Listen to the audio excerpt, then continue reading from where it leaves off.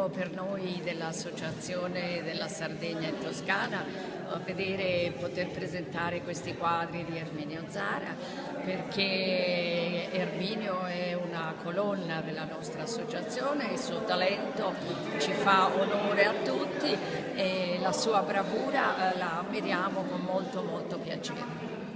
Qui ho iniziato praticamente a fare la grafica. Ci voleva questo monumento importantissimo per lo sviluppo dell'arte in Italia. Dopo di questo, un anno dopo, ho fatto l'esterno di Santa Croce e mi ha colpito soprattutto la varietà della pietra come è venuta trattata durante la costruzione.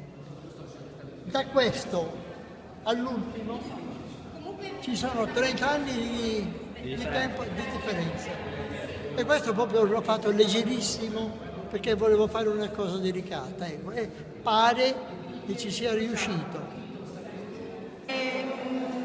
Sono dei quadri, diciamo, di Erminio che non conoscevo, cioè questa sua particolarità nel rappresentare dei monumenti, le cose molto precise, con una tecnica molto particolare. Ho visto, secondo me, poi non lo so perché non ho parlato con l'autore, che nelle opere più giovani, cioè degli anni passati, che c'era un uso anche della china, mentre poi dopo invece in quelle più recenti c'è un uso del chiaroscuro fatto con la matita, molto particolare, però non ha perso nulla, ecco, dello stile, si vede che è la stessa mano e mi piacciono molto, veramente, non credevo che Erminio sapesse fare queste cose.